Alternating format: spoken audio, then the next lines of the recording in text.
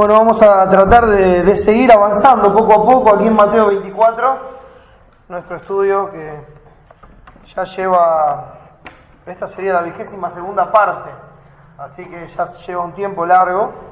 Hemos ido avanzando en los textos, pero más que avanzar, una cuestión de avanzar versículo tras versículo, y de hecho lo vamos haciendo. Es muy importante ver y entender de qué se trata todo, ¿no? Poder discernirlo. Más que a mí, hermanos, me gusta que uno pueda responder cuando le preguntan algo. La Biblia dice, ¿no? Que uno pueda fundamentar lo que cree con las Escrituras. Pueda decir, mirá, yo creo esto porque este texto dice esto, pero además el contexto de la Escritura apoya esta verdad. Entonces, eso es mucho mejor que decir, mira, yo creo esto porque Leo dijo en la reunión. Eso sería horrible, mis hermanos, y sería una fe muy, muy frágil y volátil, aunque yo tenga razón. Pero el hecho de creerlo porque alguien más lo dijo implicaría una negligencia en nuestra relación con Dios. Nosotros debemos creer las cosas porque, como hacían los de Berea, ¿verdad? Escudriñaban cada día las Escrituras para ver si estas cosas eran así. Entonces siempre la idea no es solamente estudiar el texto y exponer el texto, sino también tener las herramientas que nos da la Escritura para poder nosotros mismos discernir el texto y tener convicciones de esa manera. ¿Amén? Entonces, por eso a veces se hace un poco más lento, un poco más tedioso el estudio, porque vemos algunas cosas que no son necesarias, hermanos, para que las piezas encajen en su lugar, como los últimos 2 jueves. Y hoy vamos a tratar de ver un poco más acerca de los conceptos generales, avanzando un poquito, tal vez volviendo a ver los mismos versículos, pero siempre avanzando hacia otro lugar. Así que vamos a verlo. Ahí Mateo 24, leemos primeramente el versículo 44,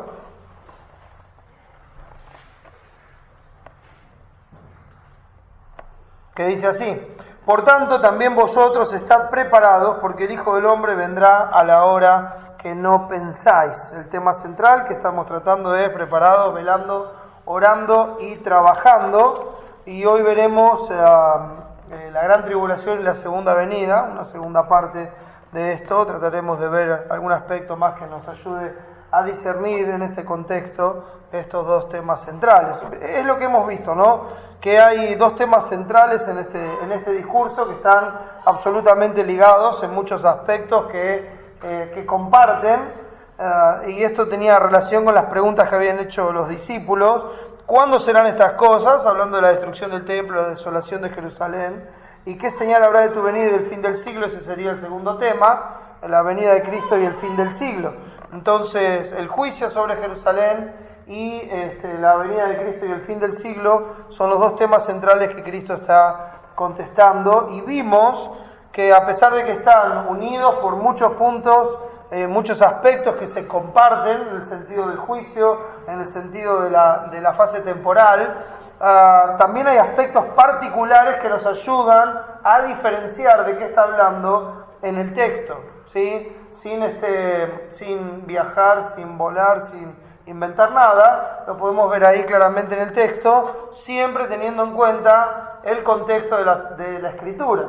Nosotros vimos en uno de los primeros mensajes del capítulo 24, hablamos del fin del siglo y de la segunda venida, y dimos características, tanto de uno como del otro. Entonces, eso nos ayuda a ver que cuando se habla de la segunda venida, hay una concordancia en todas las Escrituras con respecto a este tema, ¿sí? Y un poco de eso es lo que vamos a avanzar viendo en el día de hoy. Las señales, hermanos, son características, como vimos, de toda la era evangélica, ¿verdad? Y eso está detallado en la primera parte de la respuesta, cuando vemos los versículos 4 al 14, cuando responde Jesús y les dice, mirad que nadie os engañe, y empieza a dar detalles, y termina esa sección en el versículo 14, el final del versículo dice, y entonces vendrá el fin. Y vimos que las características de toda la era evangélica, como también vimos, la era evangélica por excelencia está comprendida entre la primera venida de Cristo y la segunda venida de Cristo, y características, por poner así títulos generales de lo que vemos aquí, son los falsos cristos, los falsos profetas, los falsos maestros, los conflictos a nivel de guerras y rumores de guerra, etcétera, etcétera, la tribulación que sufren los creyentes, la apostasía, la predicación del Evangelio, etcétera, etcétera, ¿no? Esas son las señales características de la era, pero no señales del fin, y eso ya lo hemos dejado claro varias veces. Y también vimos lo repentino e inesperado, que son características exclusivas cuando hablamos de la segunda venida y el fin de este siglo, ¿sí? ¿Cuáles son las características particulares cuando uno ve en el texto algo que es repentino e inesperado, ¿sí? Algo que viene así de repente como ladrón en la noche, como dice un poco más adelante? Esas son características exclusivas de la segunda venida. Si nosotros hablamos, ¿no?, de la destrucción de Jerusalén y vemos, ¿no?, la advertencia de Cristo, la abominación desoladora, cuando veáis los ejércitos, y eso da tiempo a escapar, a huir, ¿no?, a los montes y todo lo demás, vemos que no es algo repentino, algo inesperado, algo que uno no sabe el día y la hora, ¿no? Es algo que fue ocurriendo, ¿verdad? Entonces ahí hay una característica que distingue estos dos temas. Ahora, lo que sí estamos de acuerdo es que no hay forma, por medio de todas estas señales, de determinar el tiempo de la venida de Cristo. No hay forma. Con la información que nos da aquí, la única certeza que nosotros tenemos es que Cristo va a volver en gloria, que va a ser el fin del siglo, que va a venir en juicio sobre los incrédulos y los que no obedecieron al Evangelio, pero no sabemos ni el día, ni la hora, ni el año, ni el mes. No lo podemos determinar, porque no hay nada aquí que nos dé las herramientas para determinarlo. Entonces, voy a leer el texto que más nos va a llevar tiempo hoy. Versículo 29 dice así: e inmediatamente después de la tribulación de aquellos días, el sol se oscurecerá y la luna no dará su resplandor, y las estrellas caerán del cielo y las potencias de los cielos serán conmovidas. Entonces aparecerá la señal del Hijo del Hombre en el cielo, y entonces lamentarán todas las tribus de la tierra y verán al Hijo del Hombre viniendo sobre las nubes del cielo con poder y gran gloria, y enviará a sus ángeles con gran voz de trompeta, y juntarán a sus escogidos de los cuatro vientos de un extremo del cielo hasta el otro. Volveremos y repasaremos hoy la gran tribulación y la segunda venida. Vamos a orar y buscar la ayuda del Señor. Nuestro Padre, una vez más te damos gracias por poder reunirnos en este día libremente en tu nombre, Señor, y en comunión con mis hermanos para buscarte, para adorarte, para darte las gracias y darte la gloria por todo lo que haces en nuestras vidas, para derramar nuestros corazones delante tuyo, Señor. Sabemos que tú conoces nuestras peticiones, sabemos que conoces nuestras necesidades, pero también sabemos, Señor, que te deleitas en escuchar cuando nosotros venimos en el nombre de tu Hijo amado y traemos las peticiones delante de tu trono de gracia. Gracias porque tenemos la certidumbre de que nos escuchas, Señor, y gracias por este tiempo que nos das para estudiar tu palabra juntos. Mi Padre, sabes que me es muy difícil esta tarea, y te pido, Padre, que me des sabiduría y las palabras justas para hacer una correcta exposición del texto, y que esto nos lleve a confiar más y más en ti, Señor, a ver la consistencia que tienen las Escrituras y deleitarnos en ella. Gracias, Padre, por este tiempo, bendícelo y ayúdanos, Padre. Si hay alguien que no te conoce, sálvalo por pura gracia. Lo pedimos en el nombre de Jesús. Amén. Muy bien, hermanos. Bueno, como decía, la primera parte de la respuesta es el versículo 14. Cuando vemos los versículos 15 al 20, entonces vemos cómo él los llama a considerar la situación que estaban por enfrentar, separada del fin, y por la sabiduría dada, huir cuando lo vieran venir, ¿no? Por tanto, ¿sí? O sea, va a pasar esto y entonces vendrá el fin. Por tanto, cuando veáis el lugar santo la abominación desoladora de que habló el profeta Daniel, el que lee entienda, entonces los que estén en Judea huyan a los montes, el que esté en la azotea no descienda para tomar algo de su casa, y el que esté en el campo no vuelva atrás para tomar su capa, mas hay de las que estén en cinto y de las que críen en aquellos días. Orad pues que vuestra huida no sea en invierno ni en día de reposo. Entonces ahí estábamos viendo esa diferenciación que hace Cristo. Esta es una advertencia cercana en cuanto a los años, ¿no? Faltaban todavía unos 35 años para que esto ocurra, pero estaba cercano. Entonces dice, no confundan una cosa con la otra, que esto pase no significa que yo estoy viniendo, así que no se queden tranquilos, sino huyan, ¿sí? Entonces esa es la sabiduría que se les dio a los que estaban viviendo en esa época, una profecía cercana. Los versículos 21 y 22 vemos el juicio y la compasión, que es una constante, no solamente ahí, sino también en el final. Fíjense en que dice, porque habrá entonces gran tribulación, cual no la ha habido desde el principio del mundo hasta ahora, ni la habrá. Y si aquellos días no fuesen acortados, nadie sería salvo, mas por causa de los escogidos aquellos días serán acortados. Entonces, aquí habla de una gran tribulación, y aquí usa la palabra megalipsis, ¿sí? Está hablando de una gran tribulación, y lo dice bien claro, porque dice, cual no ha habido desde el principio del mundo hasta ahora, ni la habrá, y está hablando puntualmente de esto que iba a ocurrir, como ya lo hemos tratado, pero también prefigura la tribulación que es parte característica de toda la era evangélica, y que como los dolores de parto van a aumento. Eso ya también lo hemos visto. Cuando se habla en los versículos, ya vamos a llegar. Versículos 23 al 26, vemos aquí la advertencia que hace Cristo, y dice, entonces, si alguno os dijere, este entonces, es la palabra griega tote, dicen que significa en aquel tiempo, ¿sí? Más que de continuidad, habla de aquel tiempo, ¿no? Es que, puede indicar secuencia también.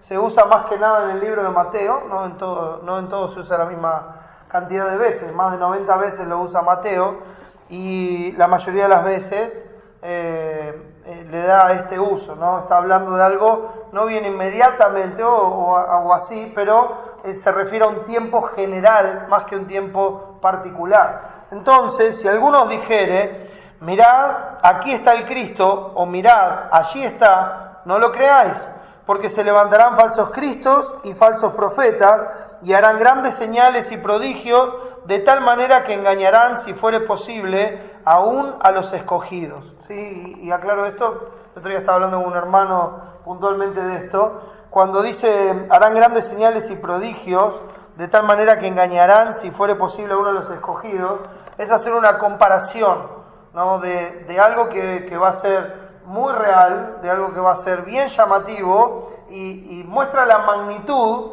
comparándola con algo que es imposible. O sea, muestra la magnitud del engaño comparándola con algo que es literalmente imposible, que es engañar a los escogidos de Dios. Los que Dios escogió delante de la eternidad y llamó por su evangelio, los va a guardar por la eternidad. Amén. A los que antes conoció, los predestinó, los llamó, los justificó y los glorificó, ¿verdad? Entonces la obra para Dios está terminada. Entonces es imposible que el engaño los aparte de Cristo, los lleve a negar a Cristo, como es una característica de la era evangélica, ¿no? De estos últimos tiempos que nos tocan vivir, que es la apostasía, el hecho de decir hoy creo y luego negar la fe y apartarse. El amor de muchos se enfriará, mas el que persevera hasta el fin, este será salvo. Entonces muestra que van a ser cosas importantes, es un engaño importante, acompañado de grandes señales y prodigios y milagros y etcétera, pero Dios está diciendo, presten atención porque esto no proviene de Dios, ¿no? Algunos demandan señales, como dice Pablo en 1 Corintios 1, los judíos piden señales, ¿verdad? Y los griegos buscan sabiduría, y nosotros predicamos a Cristo. Entonces ahí está toda la verdad de Dios, ¿no? Entonces ellos pedían señales, una y otra vez pedían señales. Muéstranos señal. Bueno, señal no les será dada sino la del profeta Jonás. Entonces siempre se lo llevó a creer en las Escrituras. La enseñanza de Cristo es esta. No confíen. Y miren que Cristo hizo muchas señales, hermano. Cristo hizo muchos milagros, muchos prodigios. Él habló y la tempestad se calmó. Él sanó a los leprosos, sanó a los enfermos, resucitó muertos. Creo que nadie hizo más de lo que Cristo ha hecho, ¿verdad? Sin embargo, ellos pedían señal del cielo, pedían algo más. ¿Por qué? Porque no creían. ¿Recuerdan? El rico muere, va al infierno y dice: envía a Lázaro para que le hable a mis hermanos. Y dice a Moisés y a los profetas: tienen, óiganlos. No, pero si alguno se levantara de los muertos, seguro que van a creer. Y Cristo le dice: si no creen a Moisés y a los profetas, aunque alguno se levantara de los muertos, no van a creer. Porque la fe viene por el oír y el oír por la palabra de Dios. Es confiar en Dios, no en lo que nos maravilla a nosotros. Entonces, Cristo había dado esto. El versículo 25 dice: ya os lo he dicho antes. Ahora, ya os lo he dicho antes significa, os lo he dicho antes de que suceda. No es que es una repetición de lo que Él dijo en el versículo 5, cuando dice: porque vendrán muchos en mi nombre, diciendo yo soy el Cristo, y a muchos engañarán, etcétera, etcétera, ¿no? Y dice el versículo 11: y muchos falsos profetas se levantarán y engañarán a muchos. O sea, no es que le está diciendo: os lo he dicho antes, como, bueno, ya en este discurso hace un ratito ya se los dije. No, se los estoy diciendo antes de que ocurra. Algo así como Juan 16, también un texto conocido y que hemos visto. El versículo 4, cuando Cristo estaba hablando de lo que le iba a pasar a sus discípulos al ser perseguidos, expulsados, etcétera. Dice el versículo 4: mas os he dicho estas cosas para que cuando llegue la hora os acordéis de que ya os lo había dicho. Esto no os lo dije al principio porque yo estaba con vosotros. Entonces, ¿para qué? Para que cuando llegue, cuando esto pase, se acuerden. Que es lo mismo que estaba pasando ahí, porque le dice: por tanto, cuando vean la abominación desoladora, huyan. Entonces, también el Señor está anunciando lo que va a pasar, para que cuando pase, sepan que Él ya lo sabía y que hagan lo correcto. ¿Sí? Entonces acá está haciendo exactamente lo mismo. Está diciendo: esto es algo característico de toda la era, y esto es algo que vino a continuación de lo que pasó en Jerusalén con la destrucción. No quiero aburrir con los nombres, pero hubo varios falsos mesías que se levantaron, dijeron que era el Mesías, y se llevaron personas al desierto, se llevaron personas diciendo que estaban en las cámaras secretas del templo, que ahí estaba el Mesías. Entonces se levantaron estos falsos hombres, que son datos históricos, y arrastraron a algunos atrás de ellos, y mayormente los arrastraron a la muerte. En un lugar o en otro terminaron muriendo, y ellos mismos terminaron muriendo.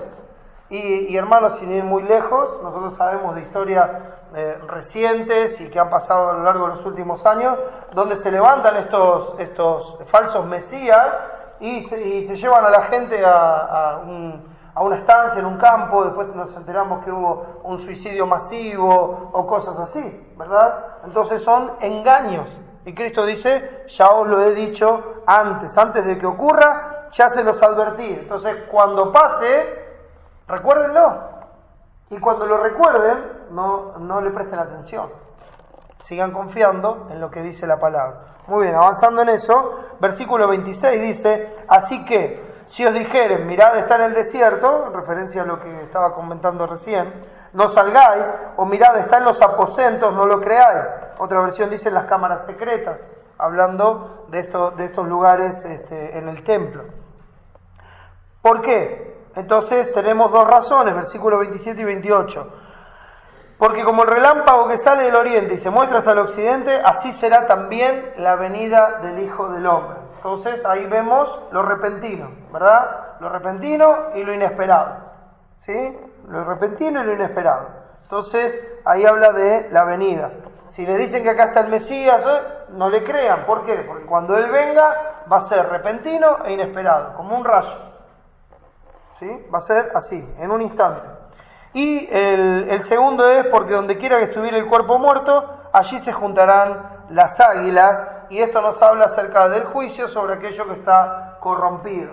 Uno puede pensar en las águilas, hablan de los buitres también, pensando hay una clase de águila que se llama águila buitre, que son estrictamente carroñeras, y pensaban también en las águilas, que era el símbolo de los estandartes romanos, ¿sí?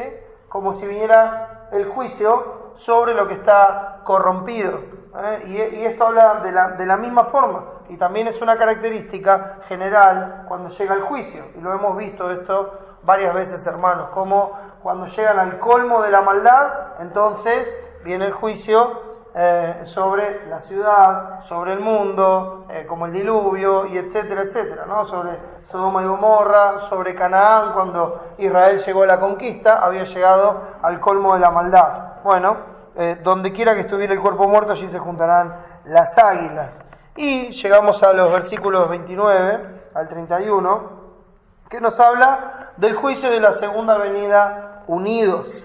Ahora, dice así: e inmediatamente después de la tribulación de aquellos días, hay una pequeña diferencia con cómo lo dice Marcos, inmediatamente nos marcaría una premura y nos llevaría a pensar directamente en la gran tribulación. Pero fíjense que aquí no dice gran tribulación, e inmediatamente después de la gran tribulación de aquellos días, sino que habla de la tribulación, ¿no? Entonces, como no la hubo, ni la habrá.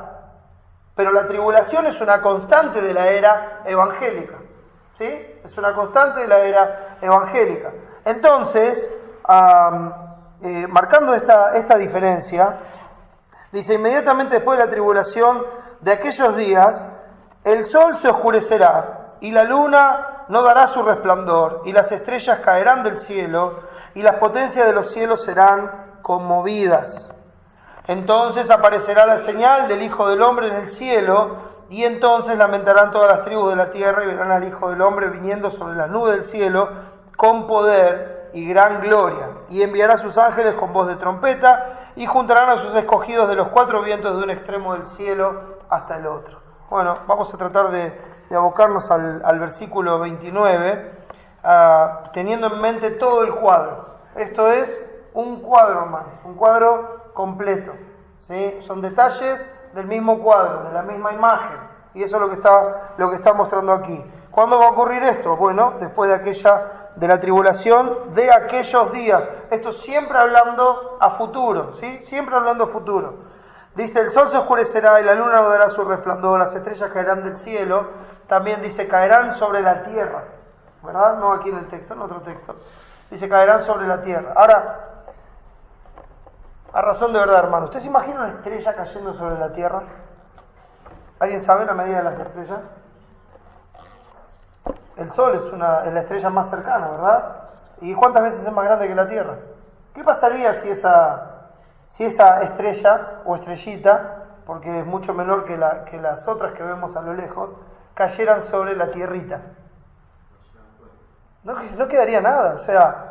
Entonces, nosotros tenemos que ver aquí que es un cuadro simbólico, ¿sí? Algunos realmente están esperando que la luna se pinte de rojo, ¿sí? Ahora, también es un cuadro de terror porque cuando uno mira esto y ve lo que está pasando todo junto, ¿sí? Son cosas que están pasando al mismo tiempo, son cosas que ocurren, son cosas que viene el fin. Isaías dice: se enrollarán los cielos como una cortina, y las estrellas caerán, ¿no? Y vamos a ver esos pasajes, no hoy, porque hoy vamos a ver un pasaje que nos va a ayudar a ver esto en Apocalipsis, pero ahora vamos a ir. Entonces, fíjense que da algunas señales, y el capítulo 6 de Apocalipsis nos va a ayudar mucho para tratar de comprenderlas a la luz de las Escrituras.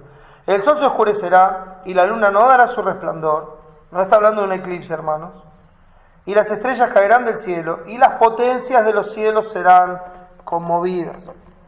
Ahora, las palabras que se usan aquí son usadas en muchos lugares en las Escrituras para hablar acerca de los distintos gobiernos, de las distintas potencias y poderes que hay en este mundo en distintos órdenes, ¿sí? Hay mucho simbolismo en lo que dice aquí el texto, ¿sí? Cuando habla del sol se oscurecerá, como que ya no va a dar su resplandor, la luna no dará su resplandor. Fíjense que está hablando, cuando uno habla de la luna, esto es casi inevitable. ¿Por qué da luz la luna? Refleja el sol, ¿verdad? La luna no tiene luz propia, ¿verdad? Es un poco como nosotros cuando somos la luz del mundo. No somos la luz del mundo por nosotros mismos, sino por Cristo, ¿verdad? Entonces, es casi obvio, ¿no? Si el sol se oscurece, la luna no va a dar su resplandor. Las estrellas caerán del cielo, etcétera, etcétera. Todo lo que nosotros vemos, todas las cosas movibles, van a ser retiradas. Todo lo que nosotros vemos como hoy firme, seguro, estable, va a ser retirado. Entonces, es un cuadro bien fuerte el que nos está presentando. Vamos a ir a Apocalipsis capítulo 6, hermanos, y vamos a ver hasta dónde llegamos, especialmente por el tiempo, pero no lo vamos a abandonar. Si no terminamos hoy, seguiremos próximo jueves. Apocalipsis capítulo 6. Si uno va directamente, ¿no? Al versículo 12, ahora vamos a ver los previos, pero cuando uno mira el versículo 12, dice así: miré cuando abrió el sexto sello, y aquí hubo un gran terremoto, y el sol se puso negro como tela de silicio. Empieza a comparar. Y la luna se volvió toda como sangre, y las estrellas del cielo cayeron sobre la tierra, ¿sí? Como la higuera deja caer sus higos cuando es sacudida por un fuerte viento. Obviamente el escritor aquí, inspirado por Dios, está usando un cuadro conocido también, ¿no? De lo que es ver una higuera con los frutos y que de repente venga una lluvia, un viento, lo que fuera, y que vayan cayendo, ¿no? Entonces eso nos tiene que ayudar a entender lo que él está viendo. Y el cielo se desvaneció como un pergamino que se enrolla, ¿sí? Y aquí hay mucho, usted no se olvide de esto, cuando Jesús enseñaba, ¿qué citaba, hermano? Antiguo Testamento. Juan está escribiendo aquí, ¿qué está citando? Antiguo Testamento. No está citando otra cosa, está citando a los profetas del Antiguo Testamento. Aquí hay mucho de lo que dijo Daniel, Ezequiel, Zacarías, Joel, están aquí. Entonces son las citas del mismo lenguaje profético que se usa en el Antiguo Testamento. Y son citas tomadas del lenguaje profético del Antiguo Testamento con respecto al día final, al día del juicio final. Entonces, cuando él toma esto, no está haciendo más que reafirmar lo que Dios ya había profetizado antes de la venida de Cristo. Entonces, sigue un poquito más. Y el cielo se desvaneció como un pergamino que se enrolla, y todo monte y toda isla se removió de su lugar. Se removió de su lugar. Trate de pensar eso, ¿no? De repente, como un gran terremoto, como todo moviéndose. Sería algo lo que eso levantaría, ¿no? Normalmente cuando hay grandes catástrofes o cosas así, uno ve que, por ejemplo, todo se oscurece, como que toda la parte de la naturaleza influye, es como algo que se desacomoda por completo, está todo conmovido, y eso es lo que está ocurriendo. Toda la creación se está conmoviendo, toda la creación, todo lo conocido. Está viniendo el Rey en majestad, está viniendo el Cristo en gloria, y toda la creación corrompida por el pecado está en una crisis total y final. Y todo empieza a ser sacudido como nunca antes había pasado. Es el final. Y los reyes de la tierra, y presta atención, porque esto tiene una directa relación con esas cosas que se mencionaban antes. Y los reyes de la tierra y los grandes, los ricos, los capitanes, los poderosos, y todo siervo y todo libre, se escondieron en las cuevas y entre las peñas de los montes, y decían a los montes y a las peñas: caed sobre nosotros y escondernos del rostro de aquel que está sentado en el trono y de la ira del Cordero, porque el gran día de su ira ha llegado, y quién podrá sostenerse en pie. Todo el libro de Apocalipsis es un continuo relatar la historia desde la primera venida de Cristo hasta la segunda. ¿Sí? Lo relata una vez, capítulo 1 al 3, lo relata otra vez, capítulo 4 al 7, lo vuelve a relatar, y así, en 7 etapas. Entonces, a veces parece que empieza desde un lugar, luego empieza un poquito más adelante, pero todas terminan con ese juicio. Todas terminan con el juicio. Lo vemos a Cristo teniendo la victoria en cada uno de esos relatos. Lo vemos a Cristo vencedor y triunfante en cada uno de esos relatos. Y lo vemos cumpliendo todas las profecías de la Escritura. Entonces, no voy a entrar ahora, obviamente, en el libro de Apocalipsis, pero Dios nos permite hacerlo un poquito más adelante. Pero sí es necesario que para ver estos versículos veamos este capítulo desde el principio y remarquemos algunas cosas que nos van a ayudar a la interpretación. Dice el versículo 1 del capítulo 6. Vi cuando el Cordero abrió uno de los sellos y oí a uno de los 4 seres vivientes decir como con voz de trueno, ven y mira. Bueno, esto tiene una conexión bien cercana con el capítulo 5, donde se describe al Cordero sentado en el trono. Por ejemplo, el versículo 6 del capítulo 5 dice, y miré y vi que en medio del trono y de los 4 seres vivientes, y en medio de los ancianos estaba en pie un cordero como inmolado que tenía 7 cuernos y 7 ojos. Y ahora fíjese el simbolismo, ¿no? 7 cuernos y 7 ojos, los cuales son los 7 espíritus de Dios enviados por toda la tierra. ¿Ve que representan algo? Entonces ahí tienen los seres vivientes, tienen al cordero en el trono. Estamos hablando de Cristo en gloria. Entonces, vi cuando el Cordero abrió uno de los sellos y oí a uno de los 4 seres vivientes decir como con voz de trueno, ven y mira. Y miré, y he aquí un caballo blanco, y el que lo montaba tenía un arco y le fue dada una corona y salió venciendo y para vencer. Muy bien, vamos a tratar de definir quién es el primer caballo y quién monta este primer caballo. Ahora, para no elucubrar nada según lo que a nosotros nos pareciera o según lo que tenemos en mente, tratemos de ver a quién se refiere en las Escrituras cuando habla del caballo blanco y el que está montado sobre él. En primer lugar, tendríamos que ver, empezando del final del versículo, dice, y salió venciendo y para vencer. Ahora, vamos a ver por qué el Cordero está abriendo los sellos. Capítulo 5, versículo 5. Dice así, y uno de los ancianos me dijo, no llores, he aquí que el león de la tribu de Judá, la raíz de David, ha vencido para abrir el libro y desatar sus 7 sellos. Bueno, si uno ve los versículos anteriores, encuentra que dice, por ejemplo, el 4, y lloraba yo mucho, porque no se había hallado ninguno digno de abrir el libro, ni de leerlo, ni de mirarlo. ¿Sí? No había ninguno que fuera digno. Entonces había un gran lamento en él. Ni en el cielo, ni en la tierra, ni debajo de la tierra podía abrir el libro, ni aún mirarlo. Y uno de los ancianos, esos que estaban ahí alrededor del trono del Cordero, me dijo, no llores. He aquí que el león de la tribu de Judá, la raíz de David, ha vencido para abrir el libro y desatar sus 7 sellos. Ha vencido. Ahora, acompáñenme al capítulo 3.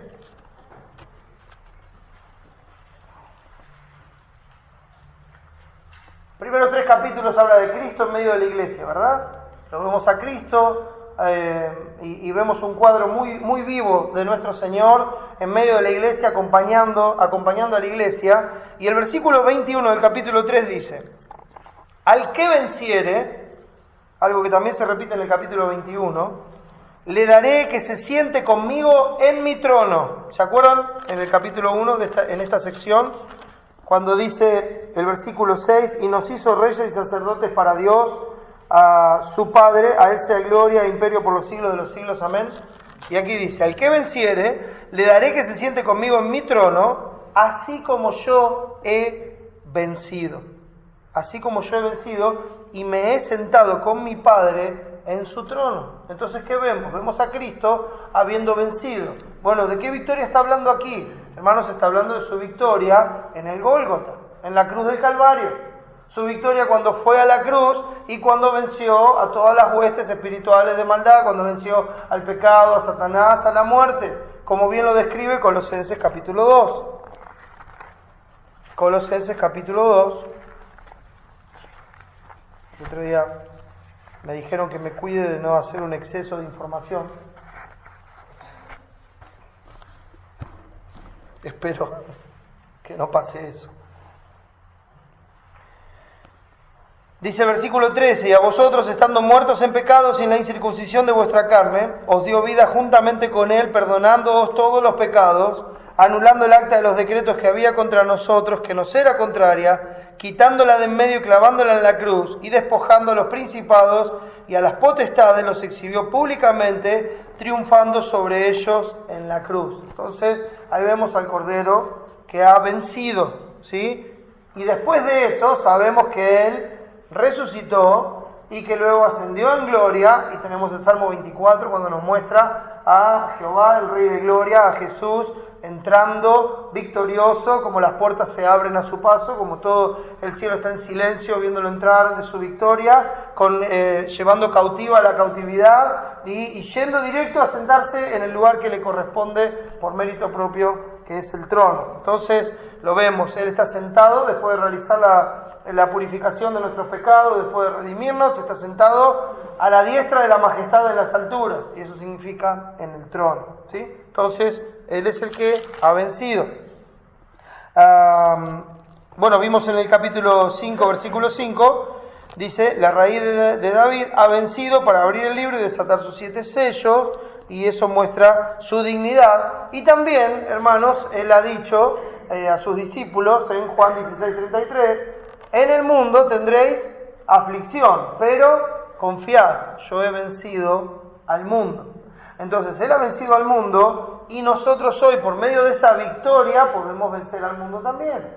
Entonces, él salió venciendo y para vencer. Hoy él lleva a cabo su triunfo, somos llevados en triunfo en Cristo Jesús. ¿Por qué? Porque hoy él, por medio de la iglesia y por medio de la predicación del Evangelio, está venciendo la oposición de este mundo. Él hoy tiene el poder de salvar al que quiere, cuando quiere y donde quiere. No tiene que pedir permiso a nadie. Entonces, y nadie puede restringir que el Evangelio sea predicado. Se predica el Evangelio y las almas son rescatadas. Y también los suyos tienen el poder sobre el pecado para vencer cada día de su vida por la gracia de Dios manifestada en Cristo. ¿Estamos hasta ahí, hermano? Amén. Bueno, sigamos. Entonces, vamos a seguir viendo el versículo 2. Y he aquí un caballo blanco, y el que lo montaba tenía un arco y le fue dada una corona y salió venciendo y para vencer. Ahora, vamos a ir hasta el capítulo 19. Hay muchos pasajes, hermanos, no vamos a ver todos hoy por una cuestión de tiempo. Quiero avanzar un poquito para ver los caballos y luego veremos esto en el próximo jueves, avanzaremos un poco más. Capítulo 19 de Apocalipsis, versículo 11, ¿sí? Otra vez la visión. Entonces vi el cielo abierto, y he aquí un caballo blanco, otra vez el caballo blanco, y el que lo montaba se llamaba Fiel y Verdadero, y con justicia juzga y pelea. Bueno, ¿de quién puede estar hablando, mis hermanos? Creo que es bien claro, ¿no? Sus ojos eran como llama de fuego, y había en su cabeza muchas diademas, y tenía un nombre escrito que ninguno conocía sino él mismo. Estaba vestido de una ropa teñida en sangre, y su nombre es el Verbo de Dios. Y los ejércitos celestiales, vestidos de lino finísimo, blanco y limpio, le seguían en caballos blancos. De su boca sale una espada aguda para herir con ella a las naciones. Y él las regirá con vara de hierro, y él pisa el lagar del vino del furor y de la ira del Dios Todopoderoso, y en su vestidura y en su muslo tiene escrito este nombre: Rey de Reyes y Señor de Señores. Entonces, ahí voy a usar ese texto para mostrar que el del caballo blanco es el Señor Jesucristo. Hay otros textos, hermanos, ya los veremos. Capítulo 14.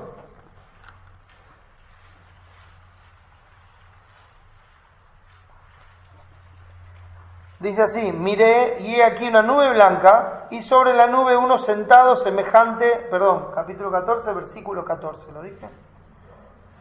Bueno, versículo 14. Miré y he aquí una nube blanca, y sobre la nube uno sentado semejante al Hijo del Hombre, que tenía en la cabeza una corona de oro y en la mano una hoz aguda.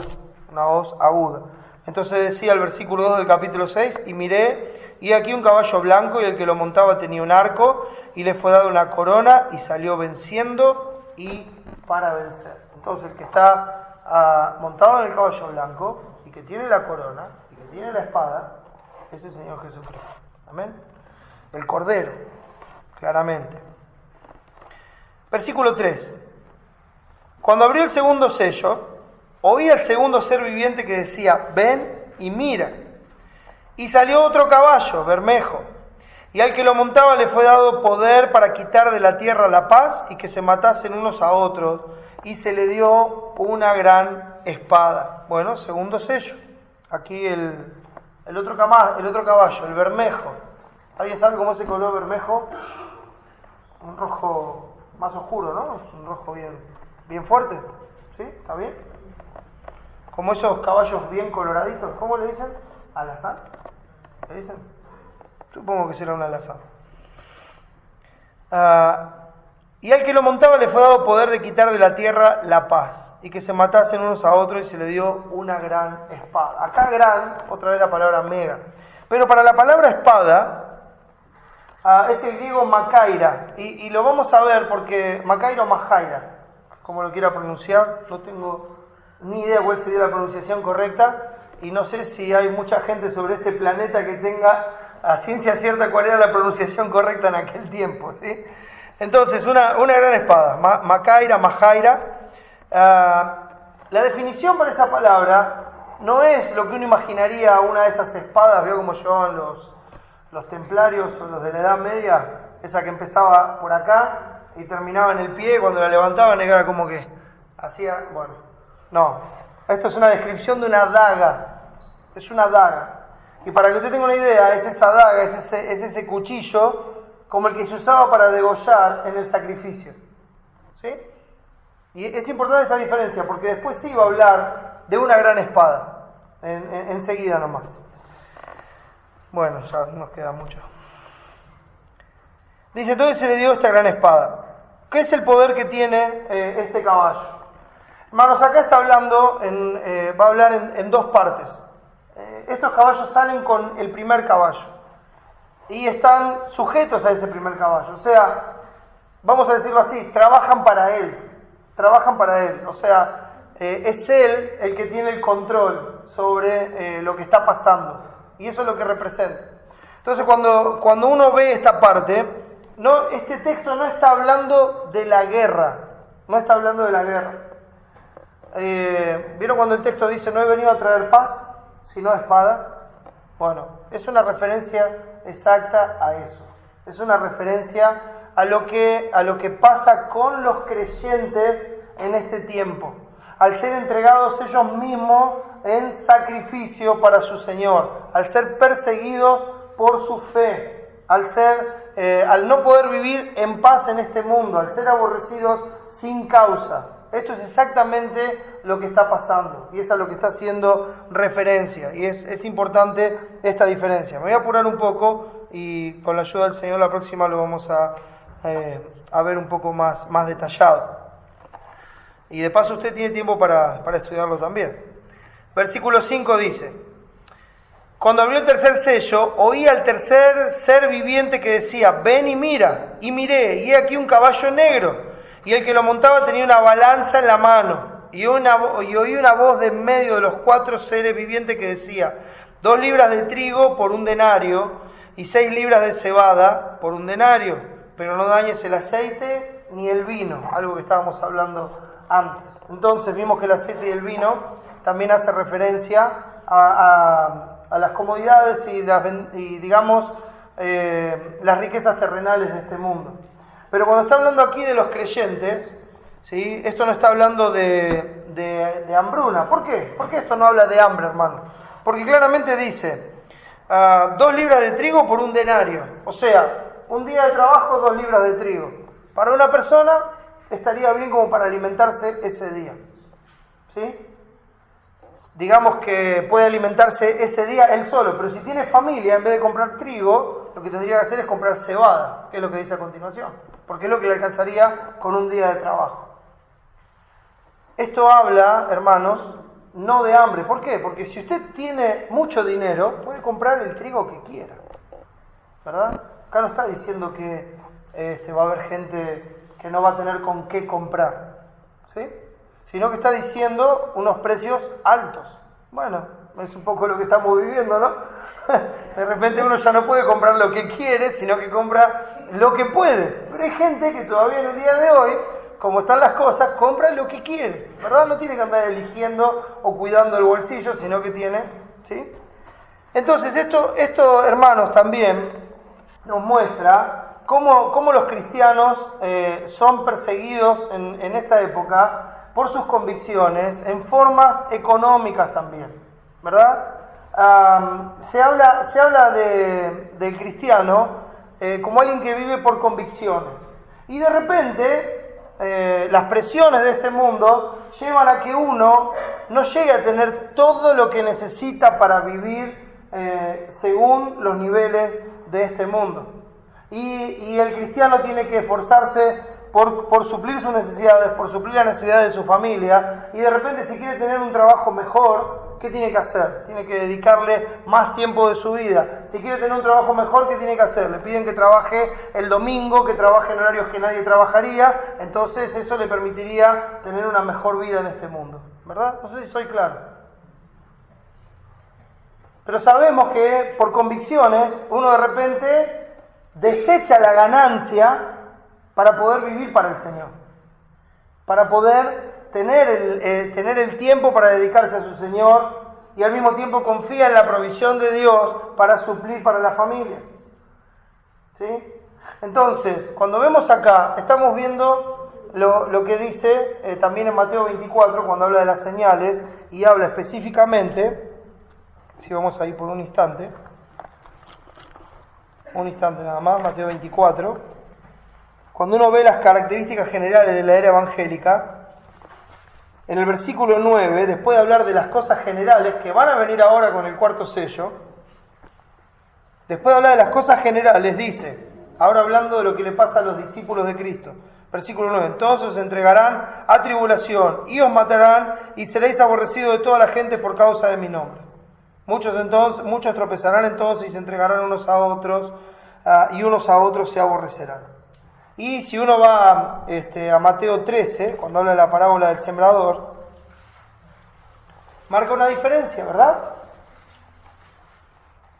Especialmente versículos 20 y 21 y el 22, pero dice, y el que fue sembrado en pedregales este es el que oye la palabra y al momento la recibe con gozo, pero no tiene raíz en sí, sino que es de corta duración, pues al venir la aflicción o la persecución por causa de la palabra, luego tropieza.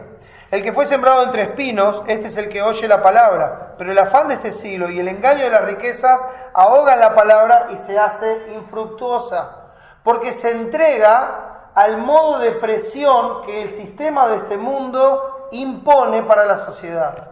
Hermanos, cuando... no estoy hablando de muchos años atrás, cuando yo era chico,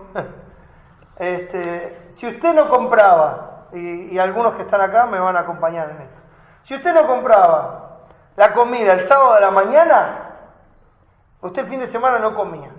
Si para el sábado de la mañana usted no había comprado la carne, lo que necesitaba para comer, ¿quién abría el domingo, hermano? ¿Se acuerdan? ¿Había alguien que abría? Nadie. Sábado de la tarde, los peluqueros. ¿Sí?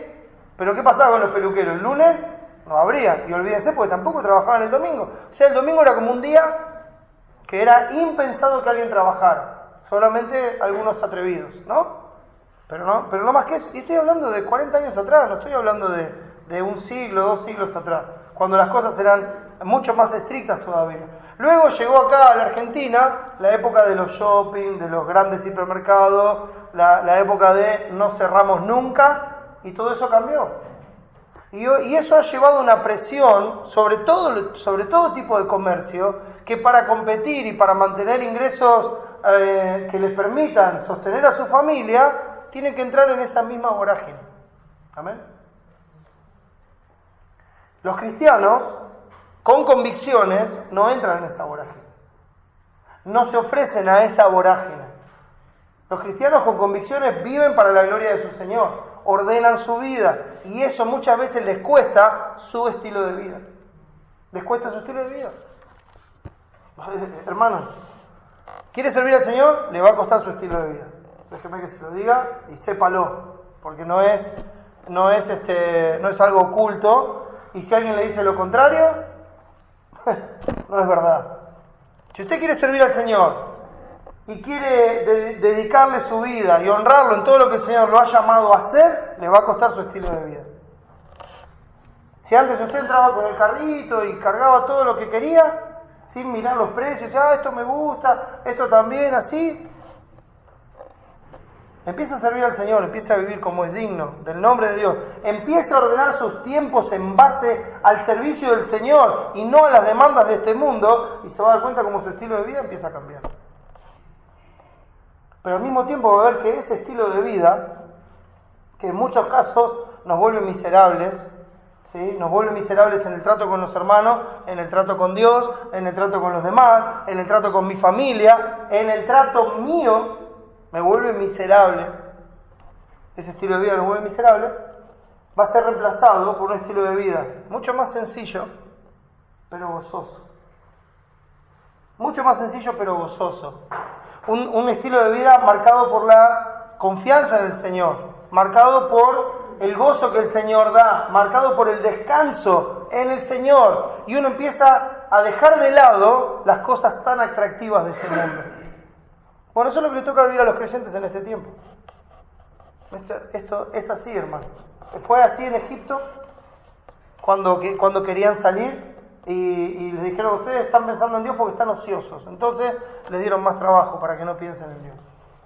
Y sigue siendo la misma estrategia de Satanás. Y el sistema de este mundo ha avanzado para hacer esto cada vez más profundo. Y muchos que decían confiar en el Señor y creer en el Señor han sido apartados de la fe.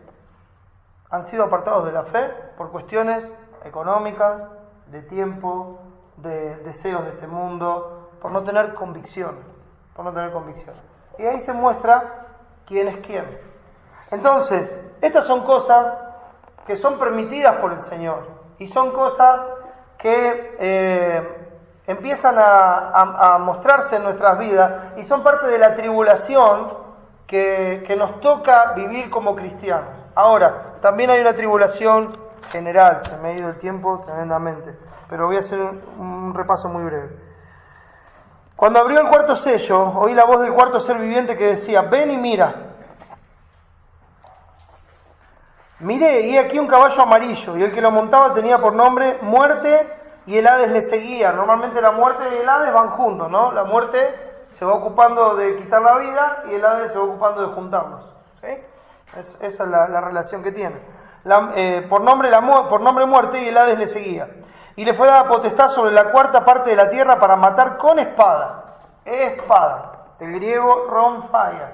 Aquí habla de una espada grande que se usa para matar. Acá está hablando de guerra. Acá está hablando de las tribulaciones generales que estaba hablando el Señor, que marcan toda la era evangélica. Cuando habla de guerra, rumores de guerra, y también habla de pestes, de hambre y de todo lo demás. Fíjense lo que sigue diciendo. Y esto afecta tanto a creyentes como a incrédulos. Porque si su país está en guerra, no puede estar separado de eso, ¿verdad? Es lo que le toca vivir. Siempre confiando en el Señor. Pero dice, le fue dada potestad, y escuche, le fue dada potestad. O sea, tampoco puede hacer lo que quiere, sino que está limitado. Dice, le fue dada potestad sobre la cuarta parte de la tierra. O sea, está marcado su límite de acción sobre la cantidad de personas a las que puede alcanzar la muerte por estas situaciones. ¿Sí? Olvídese de la Tercera Guerra Mundial. No va a ser el fin. Dice, para matar con espada, con hambre, y uno sabe que viene la espada, viene la guerra, viene el hambre, viene el sitio en las naciones, y cuando un país está en guerra, eso produce sitio, produce hambre, produce escasez de alimentos, etcétera, etcétera. Después dice, con mortandad, y esto habla de la pestilencia. Y esto tiene que ver con cuando hay muchos muertos por causa de la guerra, cuando hay mucho daño y las enfermedades empiezan a brotar, etcétera, etcétera, ¿no? Está todo ligado. Y con las fieras de la tierra que no distinguen entre un creyente y un incrédulo. Y si me acompañan por un momento a Ezequiel 14,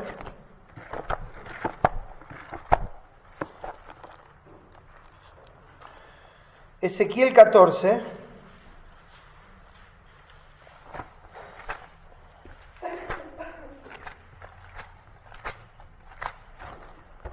versículo 21,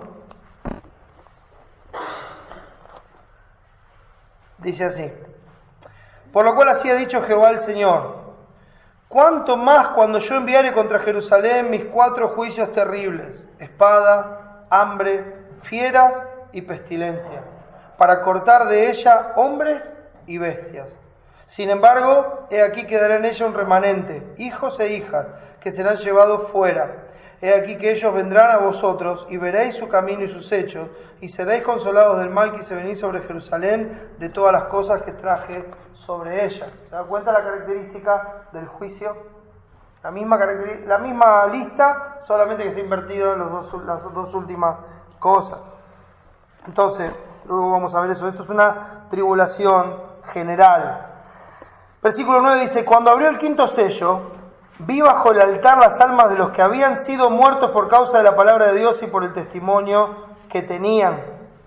Ahora, cuando abrió el 5º sello, vi bajo el altar las almas de los que habían sido muertos por causa de la palabra de Dios y por el testimonio que tenían. Entonces dijimos antes que esa daga, que era la que se usaba para degollar, ¿dónde se degollaban los animales, hermano? En el altar. Estos creyentes presentados como una ofrenda, ¿sí?, viva para el Señor, a estos muertos por la tribulación y la persecución de este mundo contra la iglesia, son los que Él está viendo aquí ahora. Como dijo, los que habían sido muertos por causa de la palabra de Dios y por el testimonio que tenían. Esos son la referencia a lo que vimos en el versículo 4, ¿sí?, cuando hablaba de estos que morían, se matasen unos a otros. Los enemigos del hombre serán los de su propia casa. Hay tantos textos que acompañan esto, hermano. Y clamaban a gran voz, diciendo: ¿hasta cuándo, Señor, santo y verdadero, no juzgas y vengas nuestra sangre en los que moran en la tierra? ¿Qué es lo que están pidiendo ellos? Que la justicia de Dios sea exaltada. ¿Por qué murieron ellos? Por causa de su fe en el Evangelio.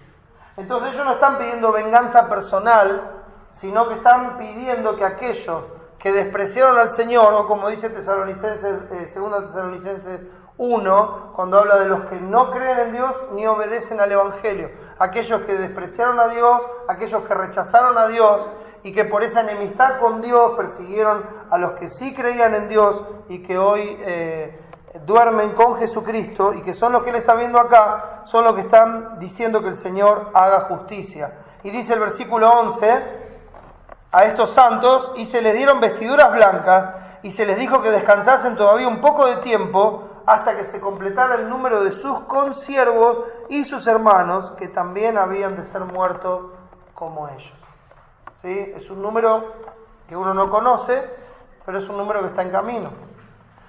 Es un número que Dios tiene determinado, es un número que se va a completar de una forma u otra, pero dice que también habían de ser muertos con ellos. Y ahí llegamos al 12. Miré cuando abrió el 6º sello y aquí hubo un gran terremoto. El 6º sello es el sello del juicio final, ¿sí? Es el sello del juicio final. Entonces, eso es lo que nos está describiendo un poco Mateo 24, hermanos, ya se me pasó el tiempo, solamente vuelvo ahí para leer los versículos 29 al 31 que seguiremos estudiando en los próximos jueves. Dice: inmediatamente después de la tribulación de aquellos días, y creo que con esos sellos esa tribulación ha quedado explicada, ¿verdad? Porque esa es la tribulación a la que es sometida la iglesia al vivir en este mundo enemigo de Dios, ¿sí? Y esa tribulación termina con la venida del Señor para juicio, con la apertura del 6º sello. ¿Está bien? Estamos hablando, todo esto ocurre en la era evangélica. ¿sí? Entonces, sé que esto no es muy simpático para Hollywood, ¿no? Explicarlo así no es muy simpático para Hollywood porque le quita toda la, ¿cómo se diría?, espectacularidad de los efectos especiales y la película. Pero hermanos, es de mucha paz y de mucho consuelo para nosotros y para los hermanos que recibieron la carta de Apocalipsis y que recibieron las advertencias del Señor y pudieron ver estas cosas reales en sus vidas. Los hermanos que recibieron las 7 iglesias en Asia Menor sufrieron una fuerte persecución, fueron muchos muertos decapitados, pasaron hambre, los despojaron de todo por creer en Cristo, ¿sí? Entonces ellos al recibir esta epístola que fue escrita para ellos y para nosotros, ellos fueron consolados por estas verdades, hermanos, porque vieron que su muerte no era en vano. Se les dieron vestiduras blancas y estaban con el Señor, esperando el tiempo en el cual el Señor iba a juzgar, porque no es que el Señor está viendo todo esto que se le hace a su iglesia, a su cuerpo, a su esposa, y lo mira y no le importa. No, es que Él tiene determinado un día en el cual juzgará con justicia. Entonces, inmediatamente después de la tribulación de aquellos días, el sol se oscurecerá y la luna no dará su resplandor, y las estrellas caerán del cielo y las potencias de los cielos serán conmovidas. Entonces aparecerá la señal del Hijo del Hombre en el cielo. Y entonces lamentarán todas las tribus de la tierra y verán al Hijo del Hombre viniendo sobre las nubes del cielo con poder y gran gloria, pidiendo que se les caiga todo encima, ¿no? Para que Él no los esté mirando, ¿no? Que sean guardados de eso, porque va a ser un día de terror para todos los que no estén en Cristo. Y Jesús mismo dijo, hallará fe en el mundo, el Hijo del Hombre hallará fe en el mundo cuando venga a la tierra. No van a ser muchos. No van a ser muchos en comparación a lo que puede ser hoy o lo que haya sido antes. No van a ser muchos. La apostasía es muy fuerte. Y enviará a sus ángeles con gran voz de trompeta y juntarán a sus escogidos de los 4 vientos de un extremo del cielo hasta el otro. Ninguno de los hijos de Dios se van a perder. De los 4 puntos cardinales de toda la creación, ellos van a ser juntados, estos mismos ángeles que se gozan cuando en el cielo, cuando un pecador se arrepiente, son los mismos que gozosos van a ir a buscar a cada uno de los hijos de Dios para traerlo a Cristo en el día del gran juicio que Él tiene preparado. Amén. Vamos a orar. Gracias, Padre, por permitirnos ver un poco más de tu misericordia, de tu bondad, de tu soberanía, Señor, de cómo tú has ordenado todos los tiempos y de lo que tú tienes preparado. Padre, sabemos que has vencido y que estás listo para vencer cada día, Señor, y que vas a tener la victoria final en aquel día. Sabemos, Señor, que en ti somos más que vencedores de absolutamente todas las cosas que nos puedan pasar en este mundo. Sabemos que eres tú el que nos acompaña, el que nos cuida, el que nos guarda. Y sabemos, Señor, que todas estas cosas que pasan sirven para purificar nuestras vidas, para purificar tu iglesia, para separar lo que es de lo que no es, Señor. Hasta aquel día en el que tú vengas y separes el trigo de la cizaña y eches la cizaña en el fuego eterno y juntes a los tuyos en el granero. Mi Padre, gracias, porque podemos ver desde el principio hasta el fin que la historia es tuya, que la victoria es tuya, y que eso nos da consuelo, descanso y esperanza. Ayúdanos a vivir por fe, Señor. Ayúdanos a vivir para ti. Ayúdanos a vivir según las convicciones eternas, según tus promesas eternas y no según lo atractivo de las cosas pasajeras de este mundo. Ayúdanos a vivir como es digno de tu nombre, al punto de dar nuestras vidas por ti, Señor. Gracias, Señor, por este tiempo. Gracias por cada uno de mis hermanos. Padre, sé que tu palabra no vuelve vacía. Te ruego, mi Señor, que ella nos enseñe y que nos haga entender con claridad, con la claridad que solo el Espíritu Santo nos puede dar, todas estas cosas que hemos visto. Y Señor, que podamos seguir viéndolas para conocerte más y más de todo lo que tú nos has revelado. Gracias, Padre, por todo. En el nombre de Jesús y para su gloria. Amén. Voy al cielo, soy peregrino, a vivir eternamente con Jesús.